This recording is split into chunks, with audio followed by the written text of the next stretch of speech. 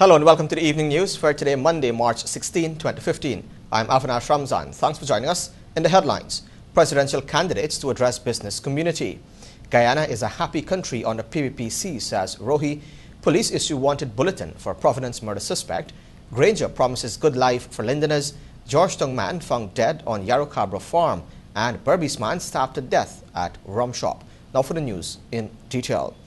We start off by telling you that a presidential candidate for the APNU AFC coalition, David Granger, will address the business community on Tuesday as the Guyana Manufacturing and Services Association hosts the first of a two-part series of parleys with the main contenders for the executive presidency in the run-up to the May 11 national and regional elections. The details from Alexis Rodney. David Granger will speak with members of the business community in both the private and public sectors about the coalition's plans for business development and the nation's chances of economic growth. GMSA President Clinton Williams said the objective of the initiative is to provide a platform for the business community to obtain first-hand information on business-related issues. The parleys are also intended to enable manufacturers, service providers, importers, exporters, and distributors to question each candidate on the matters that directly affect the conduct of their business and to assess each party's economic blueprint going forward.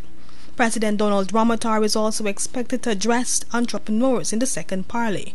In the run-up to the general elections in 2011, the GMSA had hosted President Ramotar as the PPPC's candidate, Granger as APNU's candidate, and Kemraj Ramjatan as the candidate for the Alliance for Change party. The objectives then were the same as they are for the 2015 series of discourses. A large cross-section of entrepreneurs operating small to large-scale businesses had taken advantage of the opportunity for one-on-one discussions with the candidates. General Secretary of the People's Progressive Party, Civic, Clement Rohi, says that under the party's administration, the citizens of the country have become happier. The details from Gomati Gangadan. Speaking to media operatives at the party's weekly press conference today, Rohi stated that the party was proud of the role it has played in contributing to the happiness of the Guyanese society by reducing poverty and strongly advocating for a better and just society.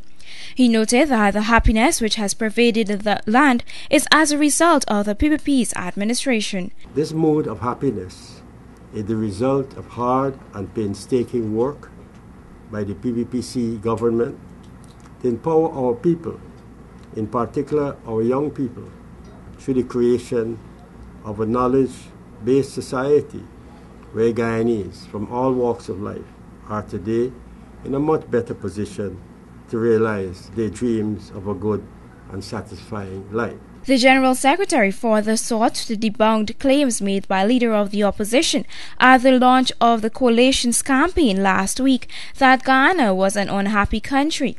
Granger had stated that Guyana was in a state of unhappiness, and this was reflected in the number of suicide cases it has been recording over the years, noting that happy people do not kill themselves. According to Rohi, however, the statements made by Granger are unfounded and baseless. The PPP takes strong objections to the statement made by the APNU leader David Granger that Guyana is an unhappy country. The statement by Granger is not only unfounded, but in stark contradiction to the findings of the Latin American Public Opinion Poll, which in a recent survey found that the happiness level of Guyanese have risen significantly within recent years. Rohi said this was so since a recent opinion poll conducted by a Latin American university has shown that 73% Guyanese are happy with their lives, with 3/4 of the respondents stating that they were happy with the government and the state of the country. Rohi, however, could not comment on the nexus between the happy Guyanese and the fact that Guyana has the highest suicide rate in the world. He insisted on being provided with documentation to this effect, even though the information was released by the World Health Organization in September 2014, noting that everything said about Guyana cannot be taken for granted and did not represent the true reality of the country. Reporting for the evening news, I am Gomati Gangadan. Meanwhile, leader of the opposition and presidential candidate for the Partnership for National Unity and the Alliance for Change coalition, David Granger, has promised the residents of Linden Region 10 a good life if he's elected president at the upcoming general and regional polls. Gomati Gangadin traveled to the mining town this weekend and filed this report.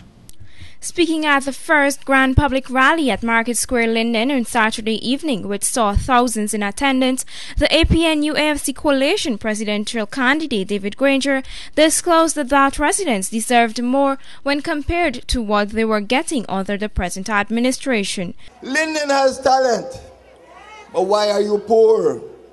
The speakers tonight have asked that question. Why are you poor? You are poor because the rulers of the darkness of the world don't care about you. Linden, we can't take it no more. We can't take the deception.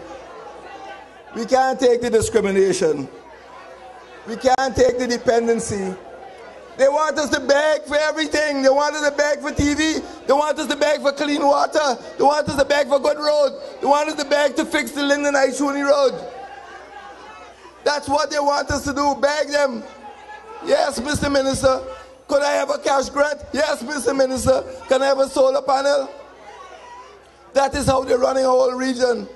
Granger went on to tell the Lindeners that if he should accede to the position of governance in the country, they should then expect jobs for their youths, access to university education right in their hometown, lights for the Linden-Suesdijk Highway, and the immediate completion of the Linden to Lethem Road as just some of the developments that will become possible. He further promised that he will ensure that Linden becomes a hub for trade and business since it borders on most, if not all, of the regions in Ghana, and as such should be playing a pivotal role. Meanwhile, Catherine Hughes, member of the Alliance for Change, stated that under the APNU-AFC government, women will be given more respect and opportunities to foster and develop their full potential. Meanwhile, Regional Chairman Sharma Solomon told his people that if they wanted what was good for the region and for the country, then they will vote for the coalition. He told them that failure at this point was not an option and should not be considered. According to him, the region had the recipe to take the victory home for the parties. Gomti Gangadin reporting for the Evening News. Chancellor of the Judiciary, Justice Carl Singh, is maintaining that a backlog of cases is not unique to Guyana but is a phenomenon that is faced by several countries in the Caribbean, Latin America and further afield. The details from Vanu Manichand. In an exclusive interview with the Evening News, Justice Carl Singh pointed out that there is no judicial system in the world without a backlog of cases. He stated that chancellors before him had this situation, and for decades to come there will always be an accumulation of cases waiting to be heard. Justice Singh further explained that there is no court in the world that is current and is hearing cases as fast as they are filed. According to the Chancellor of the Judiciary, there is nothing unusual about having cases waiting to be heard, since those awaiting cases constitute the backlog. Nevertheless, the acting Chancellor pointed out that Guyana has made significant inroads over the years as it relates to the rate of hearings and disposals, especially for criminal matters. On the other hand, Justice Singh outlined that the backlog of civil cases currently stands somewhere around 3,000 to 4,000. He disclosed that it was previously at 12,000. However, it was discovered that over 5,000 of those cases were dead and were never heard,